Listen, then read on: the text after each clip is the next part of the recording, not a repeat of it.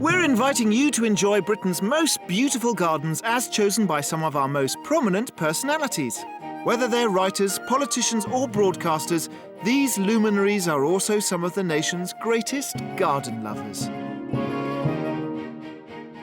But who is unlocking the key to their favourite garden today?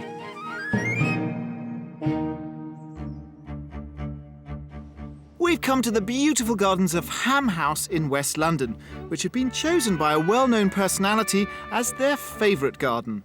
We'll find out why they've chosen it as our famous figure takes a personal journey around this amazing estate. Ham is one of the few remaining examples of 17th century garden design in Britain. With its structured layout, geometric shapes and formal planting, Ham came to the fore in the stormy era of the English Restoration. These days, though, life at Ham is a lot calmer, and over the past decade, it's provided a haven of tranquility for a British star of stage and screen. She came to the fore playing a lady of ill repute in the 1985 film Mona Lisa, and went on to land a key part in the television series Band of Gold. She's no stranger to London's West End and has played a host of Shakespearean roles, but today she's happy to let her surroundings steal the scene. Ham House for me is a complete relaxation experience. It's getting out of my head and into the fresh air, nature, and unwinding. If you're working on theatre, all there tends to be is time to kind of go home. If you've cooked a meal, that is your relaxation time. And then you're reading your lines, and then you're going to bed. So I have to get peace when I can. Today, Cathy will be taking us on a trip down memory lane and explaining why this garden means so much to her. We'll hear how the grounds at Ham were brought back to their original 17th century glory, and Cathy will meet the experts who keep the gardens in shape. She'll also be making her own contribution to Ham and learning a skill that is centuries old. It will reinforce a passion for nature that was inspired by her mother from an early age. Every Sunday in the weekend, my mum would take me out across the River Mersey to the Wirral and see nature. We didn't have a car, so we walked down country lanes and everything, and my mum used to tell me the names of all the flowers. The things like deadly nightshade that you couldn't touch, so it kind of had that air of danger about it and interest for me in what she knew. Thanks to her mum, Cathy grew up with a love of plants that has stayed with her ever since. As soon as she moved to suburban London in the early 90s, Cathy set about finding her nearest public gardens. And whilst out walking with her 4-year-old son Jack, she made the prized discovery of Ham House. The first day I came here with my family was exactly like this. The sun was shining, and I know we just happened upon Ham House, and the grass was exactly like this. It must have been this time of year. I felt like a spoilt child that day, because there was so much to explore. There was the river down there, and then there were all these meadows and the shadows that had been cast by the trees. It was just perfect to look at. It was a visual delight, and we just thought, wow, we soaked it all up in and thought, look at what we've discovered now. And it was all ours. That was the feeling of it. We could just run about and play in this place. It was our playground, my playground anyway. Ham House is next to the River Thames near Richmond in southwest London. The house is the centrepiece of the estate, with the 22-acre gardens laid around it as a series of compartments. The formal design, characterised by geometric shapes and structured planting, typifies 17th century garden design. The design is all about symmetry, geometry and structure. You can see the shapes are all perfectly cut, and it's just got a clean line to it. There's just many avenues to go down. You get that sense that you can go and explore further into different areas. There are just endless places that you can go and sort of enjoy different experiences. In the 18th century, the English landscape movement transformed garden design, and formal layouts like those at Ham made way for grand landscapes and expansive lawns. Like many estates, Ham opted for this new wave look, and its geometric compartments were opened up to create wide spaces with softer edges. The garden stayed like that until 1975, when the National Trust, who still owns the house today, decided that Ham's 17th century design should be brought back to life.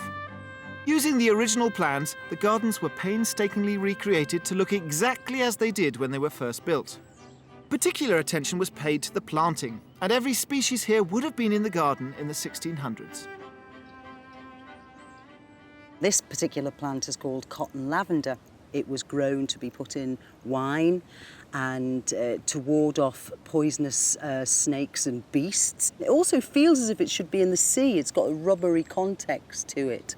And amidst all the topiary, it's just that different thing of looking good and also feeling and smelling fantastic. The 1975 restoration saw the majority of Ham's 22 acres put back to their original state. But there was one notable exception: the kitchen garden. So in 2002, Ham's head gardener, Peter Clark, oversaw the restoration of this important 17th century feature. This was one huge, great big lawn. We thought this area had to have some improvement. So we actually looked at this plan, and really for the continuity of it, we've decided to actually recreate the kitchen garden. Did you have the original plans? No, we didn't.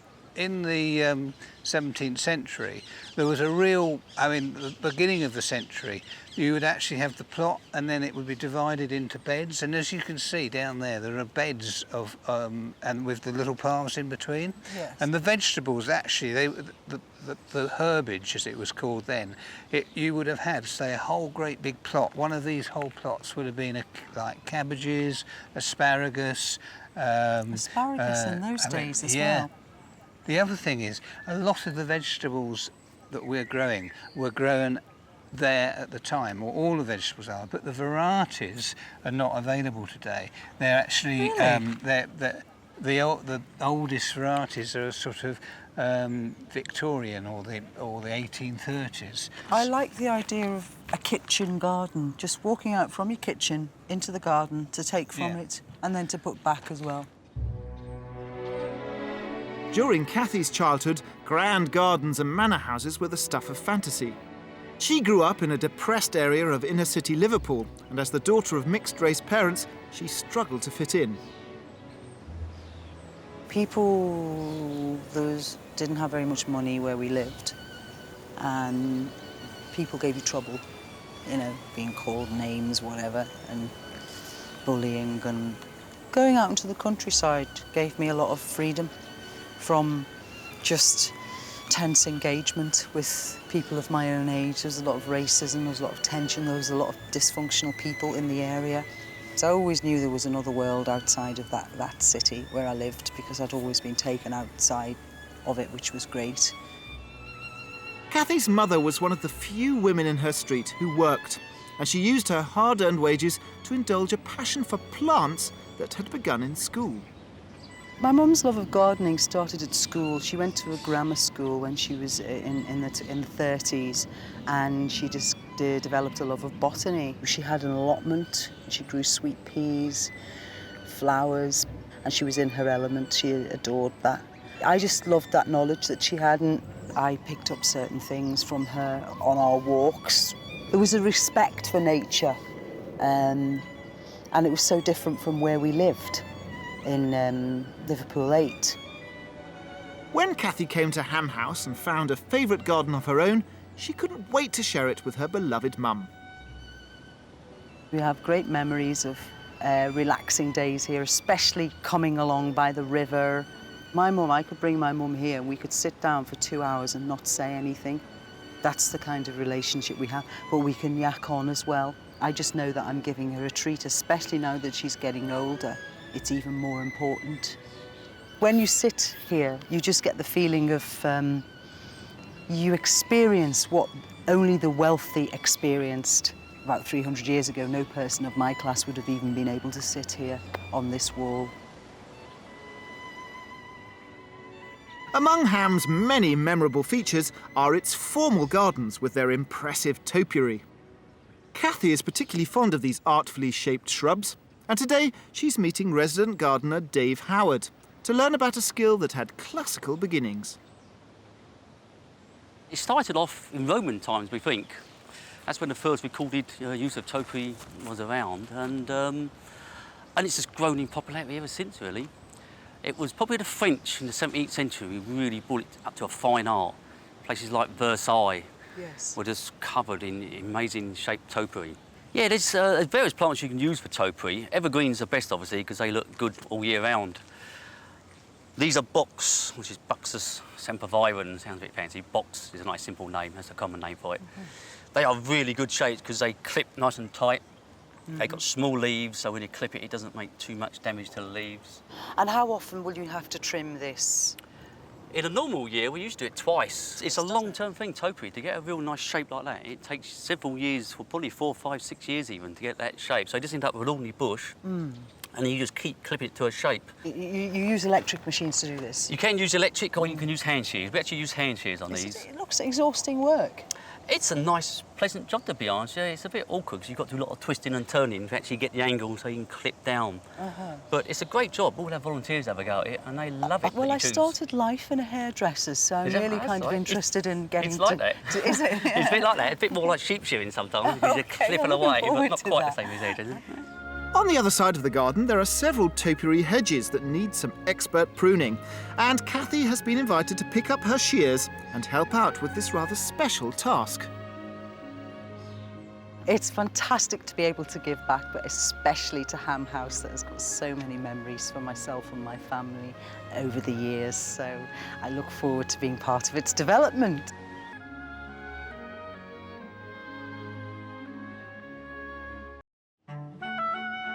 We're in southwest London, where star of stage and screen Cathy Tyson has chosen Ham House as her favourite garden. This is just part of my life, really. It's just fantastic. It's very peaceful. I just love its surprises. We've learnt about the amazing restoration of Ham's gardens, and Cathy has seen how she'll be turning a plain Jane evergreen into a shapely supermodel.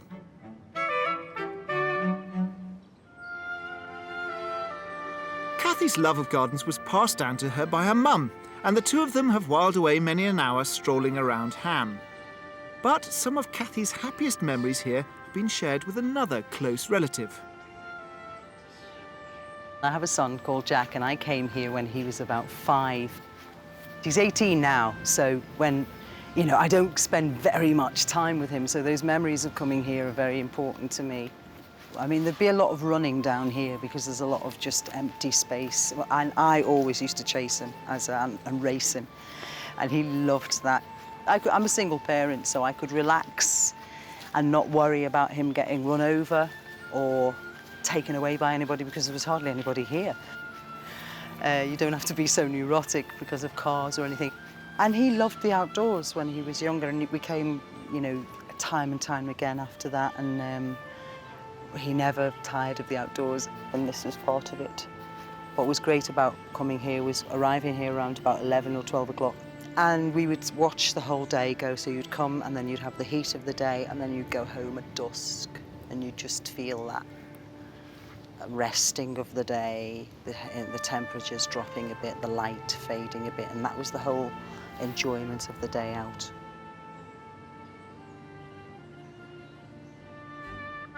When Ham's original gardens were reborn in 1975, the team were careful to only plant species that grew in Britain in the 1600s. A similar challenge faced head gardener Peter Clark 4 years ago, when he and his team recreated Ham's kitchen garden. He had to use 300-year-old reference books to find out exactly what vegetables were fashionable in the 17th century. This is actually nasturtium, but look at this flower. Isn't that beautiful? You could actually put this in a salad and eat it. Oh, fantastic. And suddenly you've got this wonderful taste in your mouth, like pepper. And I'm going to have another one. It's fantastic. But the shoots are wonderful as well. Look at these little young leaves. Now that's really strong. that is much stronger than the flower. But if you use this in a salad, the colour is wonderful to put at the end of, once you made your salad, just to decorate it. The nasturtium here is an easy plant to grow, either in a pot, or you could actually, the end of March, April, sow them like here we actually sowed them around the base of these posts. When you grow this plant, you can actually sow it in March. You can actually sow it inside in a pot. Then you can actually plant it out in about April. It is frost tender, so you want to actually get it out after the last frosts. And we think that modern salads these days using flowers is a modern thing and a wonderful wacky thing to do, but they were doing it back in the 17th century. Originating from South America, nasturtiums can make suitable climbing plants which are perfect for covering trellises or fences. These hardy annuals aren't the only plants in the kitchen garden that have become rare ingredients in contemporary cooking. Well, look at this. This is the asparagus pea, and I think this is fantastic. Look at the colour of that flower, that lovely crimson colour. Well, in the 17th century, this was actually probably grown for its flowers, but it can be eaten. And these little pods here are actually about an inch long, is the best way to eat them. Just drop them into boiling water for a couple of minutes, and they drain it, and they're really, really nice. Lemon, butter. This is actually a great plant. You will sow it in a pot in March, planting it out April, May in the garden. And as you see here, there's a line of them, and this lovely crimson colour. The kitchen garden may stand out with its colourful range of unusual plants, but there's another spot in the garden that is very special for Cathy. This area is the wilderness part of the garden, and I particularly love it because there's a lot of different avenues that you can go down and get some privacy. And also when you come out into the central bit, you can see the house there. It's very dramatic. And also at the opposite end, you can see this gate and beyond the world outside, which seems far, far away, and but doesn't invade on this space here. I like the idea of happening upon people at the end of an avenue and just seeing them sitting down there. You know you're not completely alone, and they're also not disturbing my peace coming across them straight away. In Ham House, there is a respect for other people's space. There is no noise pollution here at all, which is what has drawn me back to the place constantly. There's just a tranquility here. I've been to other places in London and there's buzz, but here there's peace. If you'd like to lose yourself at Ham House, then you'll be glad to know that it's easily accessible by car, train or bus. The M4 and M3 are both within a few miles, and the nearby Richmond station is serviced by both train and tube. The gardens are open all year round except on Thursdays and Fridays, and admission is just a few pounds.